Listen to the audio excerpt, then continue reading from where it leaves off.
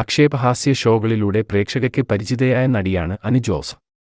സിനിമകളിലും സീരിയലുകളിലും മറ്റ് ടെലിവിഷൻ ഷോകളിലും സജീവമായ നടി ഇപ്പോൾ ഒരു വ്ളോഗർ എന്ന നിലയിലും തന്റെ സ്ഥാനം ഉറപ്പിച്ചതാണ്.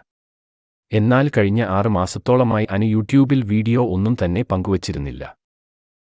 ബിഗ് ബോസ് സീസൺ 6ലെ മത്സരാർത്ഥിയായിരുന്ന അസി റോക്കി അനു ജോസഫിന്റെ ബിസിനസ് പാർട്ട്ണറാണ്.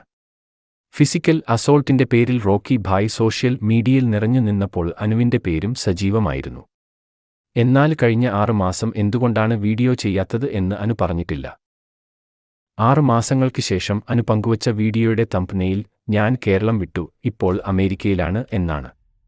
പെട്ടെന്ന് തംബ്നെയിൽ കണ്ടാൽ അതുകൊണ്ടാണോ അനു വീഡിയോ ചെയ്യാതിരുന്നത് എന്ന് ആരും തെറ്റിദ്ധരിച്ചു പോകും.